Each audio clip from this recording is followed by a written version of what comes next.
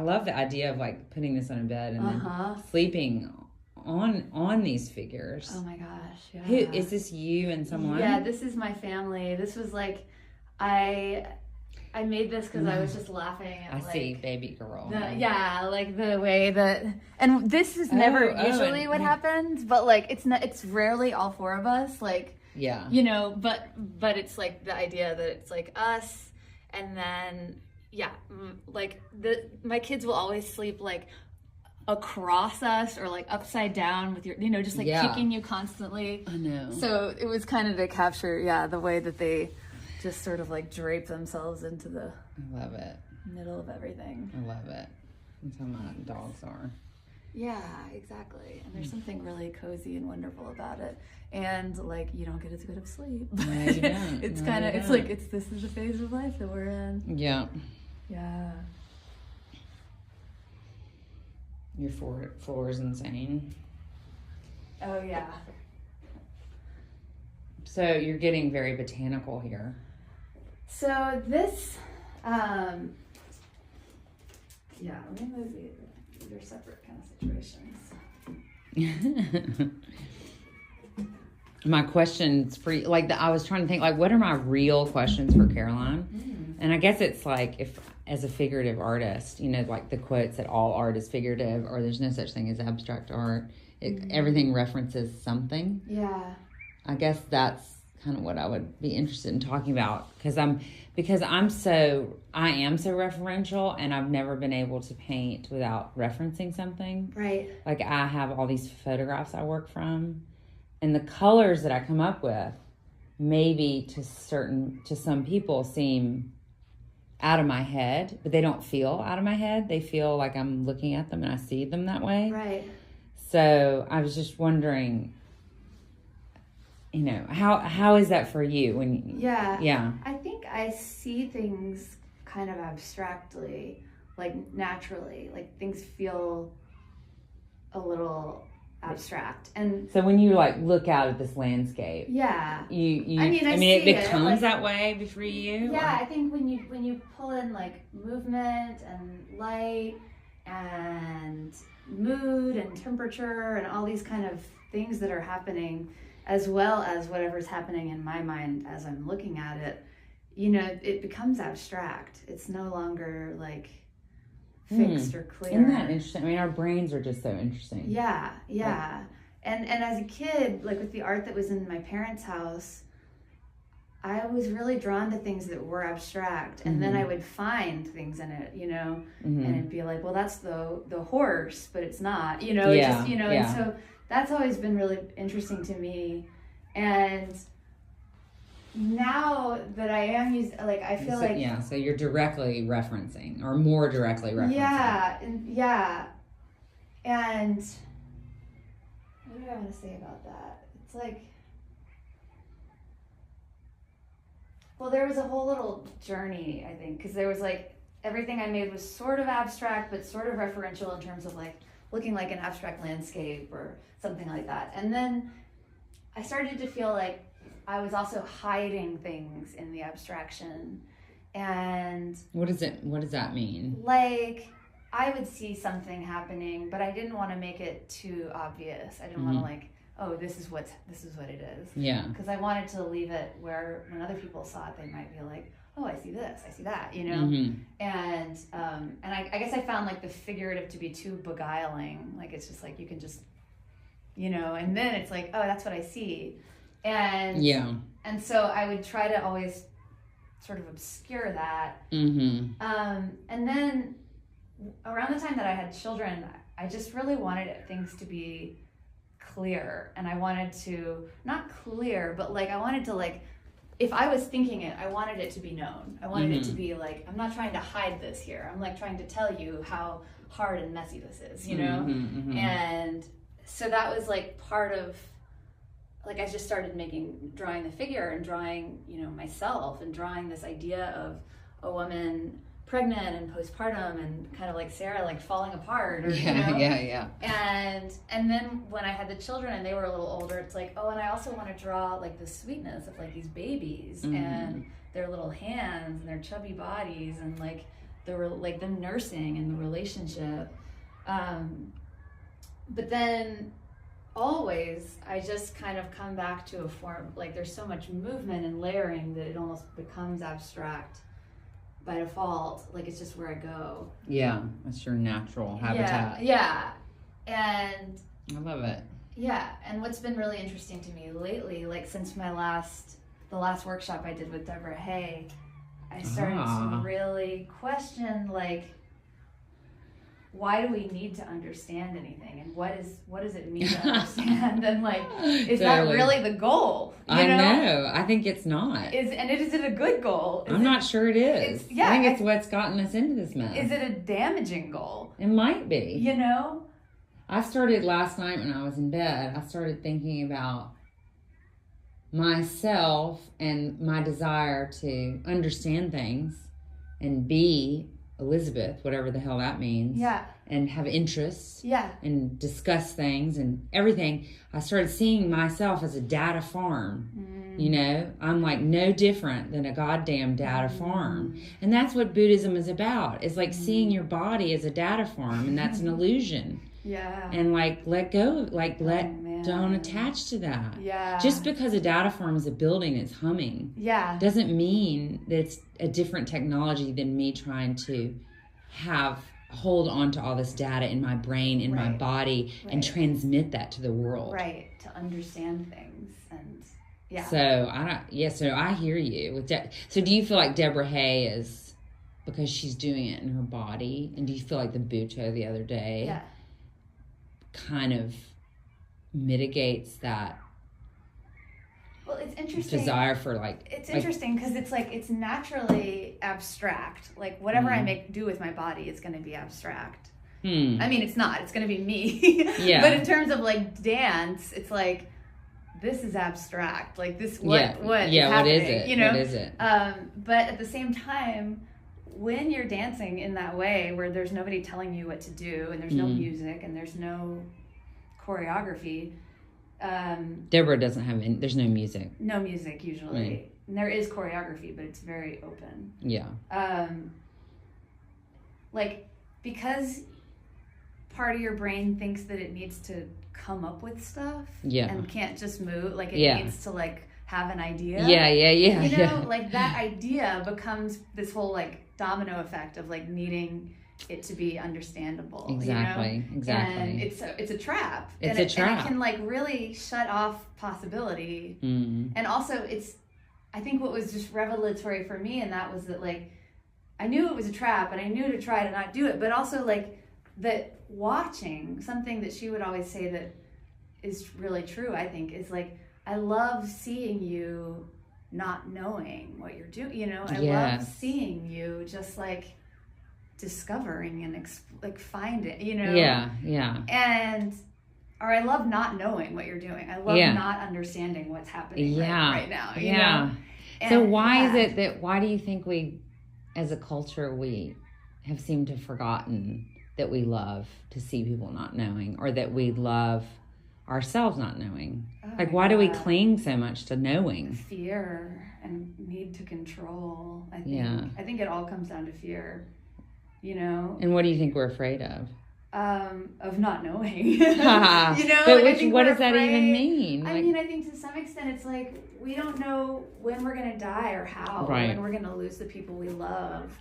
And maybe that's the most like essential. Fear. But then from that, it's like, we don't know, you know, how the day is going to go. We don't know. We just don't know. Yeah. And sometimes, and you know, things like Buddhism and nature and all these things can be really helpful for reminding us that that's wonderful and exciting, and it's the mystery of life. Yeah. But in harder moments, it's horrifying and it's awful and it's frustrating. You know? Yeah, no, it's true. It's true. And I think even like if you're thinking about it in terms of like going to see a dance performance or something, it's like there's a comfort in knowing I'm going to the Nutcracker. You know, like this is this opera that was written in this century, and we all there's so much written about it. You know, it's like there's just something. It's more rare that people want to go invest their time in something not knowing at all what it's going to be. Mm-hmm. Yeah. You know, but like. I really like what's happening. I like this wateriness. Yeah. I think that's so beautiful. It's so beautiful. And the surface too it's clay-board, so it like absorbs really quick, but it also like lets it capture those bubbles that would otherwise just like dry to. Yeah, so I'm just sort of enjoying with these like the mark of the paint and like the richness of a brush stroke. Yeah. But also like with some awareness of like, well, where is it? What is it ultimately gonna be? Yeah. So you're thinking, like you think about forest when you start this. You're like forest or tree or leaf or something. Yeah, with this one, yeah. Yeah. With that one, no. Okay. But it became, because this one was like a horizontal piece, and they were more like jagged, like, you know, mountain or ocean or something like that. But then I was like, no, I really kind of want to go in this other direction. And then this one was kind of a fun surprise because I've painted on it so many times. It's like just got the surface the same. And and it kept like just being, I mean, one of the reasons I had stopped working on these in the past was like I was like, this is way too small for what I'm trying to do. I need to like stretch out and not like make things quite so dense. But you know, I had it here and I was like, well, let's just kind of see where we go. And when I was working on it the last few days, it was like, oh, then I started to see this like figure and this like reflection, and I started to think of it as like bathing the moon, which I love that phrase, you know? Yeah. And it's like this amazing, like maybe it's this like yin ritual, you know? Nice. And I think that, and I got really excited about that because I don't usually like, I don't know, I don't really work that way, but I love that.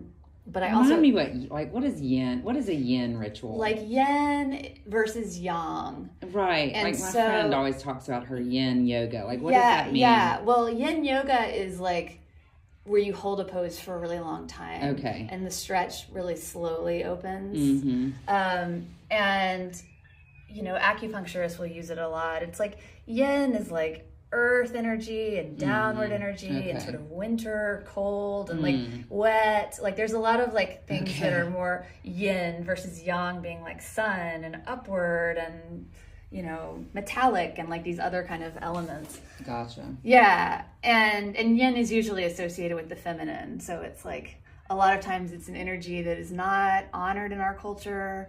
It's not regarded as equal to yang. Okay. And so I didn't know that, even though it's like they're enmeshed in each other. Yeah, well, like in Chinese medicine or in Eastern philosophy, they're like in nature they're equal. They're supposed to be equal, and they're meant to be equal. But like in our culture, they're not at all equal. And yang is the one that's kind of recognized as being so great and productive and you know, upstanding and bright and all the things that we like, you know. But realistically we can't live that way all the time, right? And also so many of the feminine aspects and feminine energies, you know, as you know, are like downplayed and not honored. So that's sort of the idea, is like getting back to those rituals. But like with this, I love all of that imagery that just kind of popped up. But also like this is like, it just needs to be bigger. It needs to be a bigger painting. So do you think you'll try again? What I'm thinking like now is like bathing the moon too. Yeah, I think I'm treating this now as like a study series, maybe. Okay, study. Like because I think that that's cool. I feel like this size, now that I paint so big all the time, this size almost becomes like a way to do a study of something. Nice, you know? Nice. I'm all for the study. I don't ever do a study. But I kind of want to. I know. That's why I was in my mind. Yeah. And it loosened it up for me too, because it became like, oh, well, this piece could be a finished painting or not, but it's a study, so I can like take the screws out, you know, and not be so like, oh God, is it gonna work? You know? Right. Yeah. Which I guess when I was talking the other day about obliterating paintings and painting on top of them, I'm sort of creating that effect. It's a study. Yeah. A study for what? I don't know, but Yeah. But I was kind of removing the Obliterating outcome. which one? The You know how I was saying my process for tree spell was to like paint yes, the tree girl spell. and then paint her 2 years later and then paint her 2 years later and then or paint some man's eye and then paint on top of it and paint on top of it. Yeah. So in a way it was like I didn't think about them as studies, but I guess they could be called that. Yeah. Is it a study if you paint over it? Yeah, I don't know, because there's a study for nothing. Yeah. A study for obliteration. A study for being itself. Yeah. A study that unobservable study. Yeah, yeah. Yeah. So what's going to happen here? This is on canvas. This is on canvas. This I'm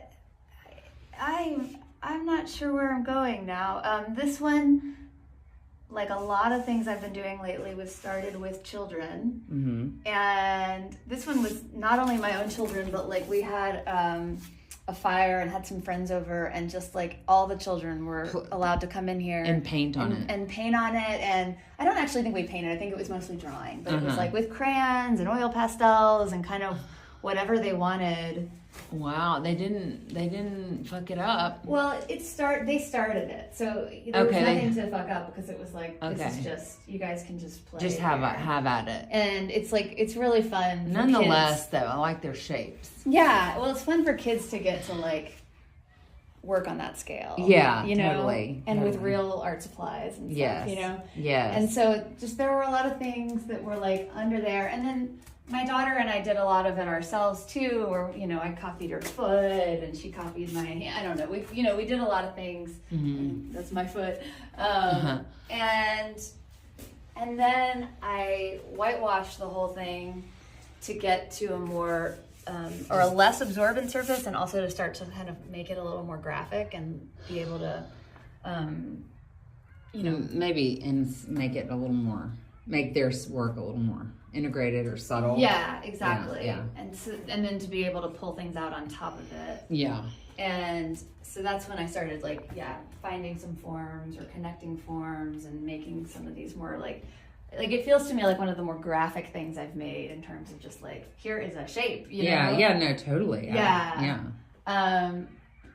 But then I had also at some point put in this like image of a profile with like a baby in a little hand. Yeah, I see that now. Yeah, but I liked that wasn't like something that people would necessarily see. And it wouldn't, at some point, like sometimes when I'm starting these, it's like I like the freedom of just drawing on it and sketching out. It's almost doodling, it's just sketching out all these different ideas. It feels like petroglyphs, kind of. Oh, yeah. Yeah, just the layers and the symbolism. Or? Maybe, just the way it, maybe, I don't know, just the way the shapes are laid out. Yeah. And they feel really like they symbolize big things that we maybe do or don't understand. Yeah. And that maybe I just feel like I'm what's that cave called in Texas? The White Shaman Cave. I feel there's a kinship with the White Shaman Cave. There's this little baby. There's this little baby in it. Oh. I call it the space baby, which actually made the god really. I don't know if she was a god, but it made her mad that I was calling it a space baby, because I think she didn't see it as a space baby. She saw it as some creature that was offering this like portal to the universe, and I'm like, space baby. Yeah. Anyway, your baby reminds me of space baby. I like it. Well, and it kind of just without trying, it was like there's seed pods and there's just like all these sort of like plants and maybe bird. It's like there's just different forms. I love it. I mean, obviously, I love it because that's what I'm involved in right now. I love these seeds. They're beautiful. Thank you.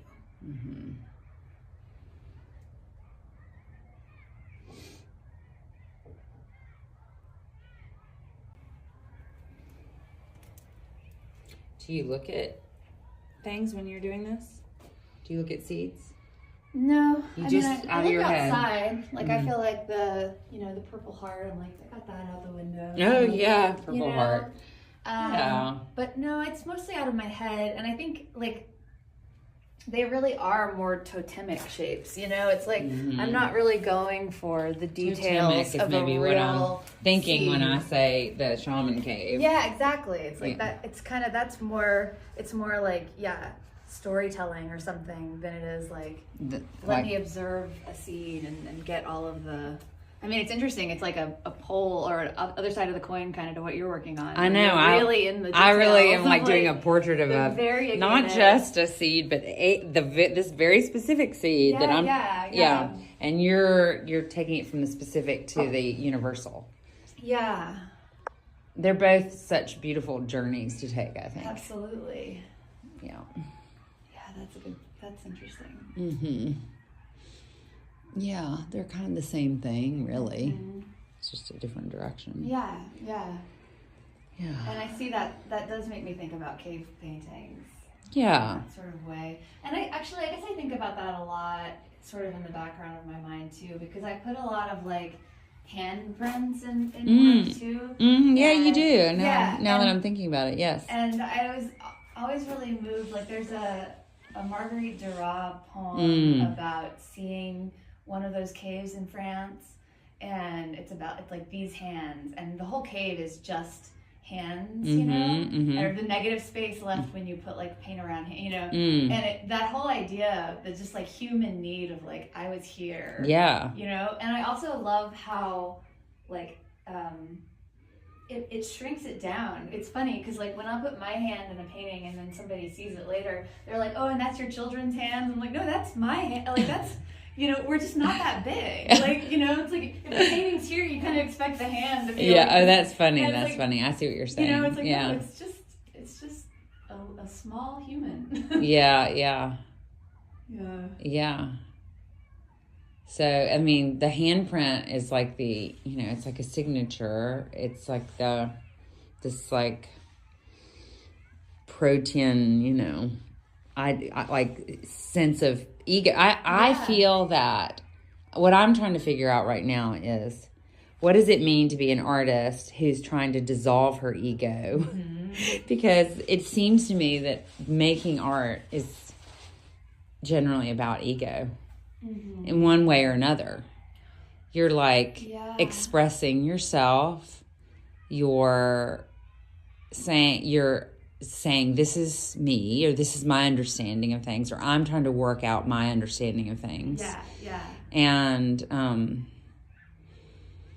what does it mean to drop that idea completely? I mean, because I don't want to not do it, right? But I also want to have less of a grip on my. I want to not be. I actually want to not be very interested in myself. And yet I want to make work. And are those things compatible? Oh, I have like so many answers to that. They're like just bubbling. I'm like, okay, I have 30 answers now. Like the first one for me was starting to paint with my daughter in particular, but children in general, like my son too, and he can be even more challenging because he's so young that he just wants to scrabble as she says, so like letting him do that can be challenging, but also painting with her because she has agency and real ideas, and like she will get really upset if I paint over something she made that she was attached to, and then she'll come in and paint over something that I was attached to, and I have to face, I'm like, why you weren't supposed to paint on that part, Right. But like that I've invited this like this blending of our ideas and our egos, and that has been helpful in sort of like derailing the part of me that thinks that I'm gonna like drive this ship and decide exactly where we go. I kind of get to anyway because she goes to daycare and I can do whatever I want. Carry on, But we have those conversations, and I acknowledge that sometimes like this is one of my favorite parts of this whole painting, And because it's all her. and she made that. Yeah. Yeah. Like that's not Mm-hmm. And often when she works on a painting with me, my favorite parts are things that are so clearly made by her, at least to me, so clearly. Beautiful. Yeah. And then my second answer is a book that I think you told me about, The Other Side. Mm. Did you read that? I can't remember. It's wonderful. Jennifer Hagee, I think, is the author. Yeah, and, I know. Oh, yes. And I did tell you to read that. Yes. I love that book. I've Yes. forgotten about it. Yes. Oh my God, I'm so glad you brought it back up. Oh my God, it was so amazing to me and so like nourishing to like hear about these women artists for the last few centuries who made incredible work and visionary work and stuff that nobody else was making. Right. And that all kind of see it as a channeling or as like this sort of esoteric practice where they were not trying to get the human artist ego onto yes. I think that's a good answer. I like that answer. Yeah, that's and I am constantly like what are doing that. Like are I we have channeling? rituals, How do we yeah, for how I begin and how I end that are very much about like just trying to like take it out of my hands. Yeah. Yeah. Yeah. Yeah. I gotta go find that book now on my bookshelf. I don't remember what the third thing was, but that's it. Oh shoot, sorry. No. I knew I wasn't going to be able to hold 3 things in my mind. But, yeah. Yeah. That's good.